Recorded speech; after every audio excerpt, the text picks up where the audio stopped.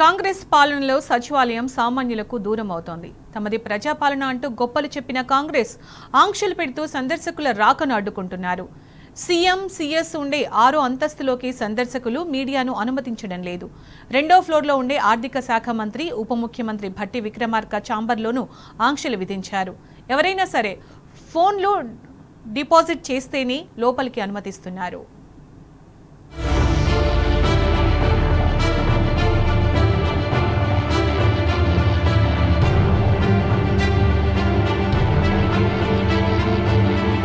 సచివాలయం ఆంక్షల వలయంలోకి వెళ్లిపోయింది. తమది ప్రజాప్రభుత్వమని, సచివాలయంలోకి ప్రజలు ఎప్పుడైనా రావచ్చని, ఆంక్షలు ఉండవని స్వయంగా సీఎం రేవంత్ సచివాలయంలో బాధ్యతలు స్వీకరించిన నాడు గొప్పగా చెప్పారు. ప్రజలు, మీడియా నిరభ్యంతరంగా రావచ్చని నొక్కి వక్కానించారు. కాంగ్రెస్ అనుకూల మీడియా, సోషల్ మీడియా ఈ విషయానికి ప్రాధాన్యం ఇచ్చాయి. కానీ కొన్ని నెలలుగా సచివాలయానికి సామాన్యులు కాదు కదా, మీడియా ప్రతినిధులు కూడా అనుమతి లేనిదే వెళ్లలేని పరిస్థితి నెలకొంది. బీఆర్ఎస్ సర్కార్ ఉన్నప్పుడు విజిటర్స్ పేరుతో పాస్ ఇచ్చేవారు. ఒక పాస్ పై ఎంతమంది అయినా అభ్యంతరం చెప్పేవారు కాదు. కానీ రేవంత్ సీఎం అయ్యాక పరిస్థితి పూర్తిగా మారిపోయింది. సచివాలయానికి సందర్శకులను మధ్యాహ్నం 3 గంటల వరకే అనుమతిస్తున్నారు.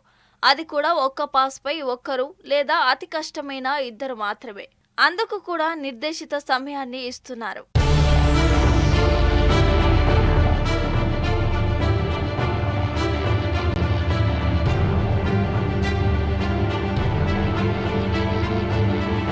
సచివాలయంలో సీఎం, సీఎస్ ఉండే 6వ అంతస్తులోకి సందర్శకులు, మీడియాను అనుమతించడం లేదు. కేసీఆర్ సీఎంగా ఉన్నప్పుడు 6వ ఫ్లోర్ వరకు ఎవరైనా వెళ్లే పరిస్థితి ఉండేది. సీఎంను చూడాలనుకునేవారు సీఎం వెళ్లే దారిలో కలిసి వినతి పత్రాలు ఇచ్చేవారు, కనిపించేవారు. సీఎస్ ను కలిసేవారిని కూడా శేషి వద్ద నిలబడేందుకు అనుమతిచ్చేవారు. కానీ ఇప్పుడు సీఎస్ శేషికి ఎవరిని రానివ్వటం లేదు. 6వ ఫ్లోర్ వెళ్లేందుకు అన్ని లిఫ్టుల్లోనూ నిషేధం విధించారు.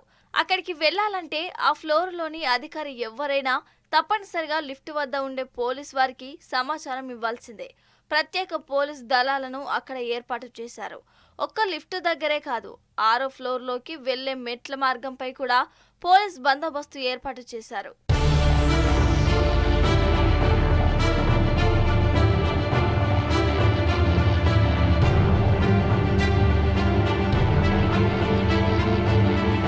రెండో ఫ్లోర్లోని ఆర్థిక శాఖ మంత్రి ఉప ముఖ్యమంత్రి భట్టి విక్రమార్క ఛాంబర్కు వెళ్లేందుకు మరింత కఠిన నిబంధనలను విధించారు.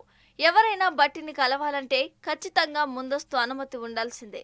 అనుమతి ఉన్నవారు కూడా వెళ్లే ముందు సెల్ ఫోన్లను బయటే డిపాజిట్ చేయాల్సి ఉంటుంది. ఎమ్మెల్యేలు వెళ్లాలన్నా ఫోన్లు డిపాజిట్ చేయాల్సిందేనని పట్టుబడుతున్నారు. ఫోన్లు ఇవ్వకపోతే అనుమతి నిరాకరిస్తున్నారు. ఫోన్లతో లోపల జరిగే ప్రతి సంభాషణను రికార్డ్ చేస్తున్నారన్న కారణంగానే ఈ విధానాన్ని తెచ్చినట్టు మీడియా వర్గాల్లో ప్రచారం జరుగుతుంది. ఇక ఇటీవల కొంతమంది కాంట్రాక్టర్లు తమ పెండింగ్ బిల్లుల కోసం భట్టి విక్రమార్క ఛాంబర్ ముందు ధర్నా చేసిన విషయం తెలిసిందే. కాంట్రాక్టర్ల ధర్నా తర్వాత సందర్శకుల విషయంలో పోలీసులు మరింత కఠినంగా వ్యవహరిస్తున్నారు.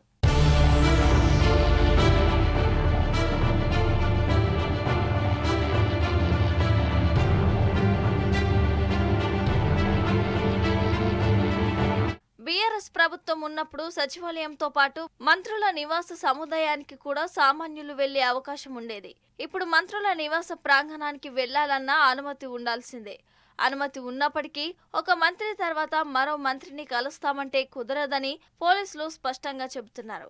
గతంలో ఈ తరహా విధానం లేదు కదా అంటే ఇప్పుడు ప్రభుత్వం కొత్త నిబంధనలు పెట్టిందంటూ పోలీసులు తమ నిస్సహాయతను వ్యక్తం చేస్తున్నారు.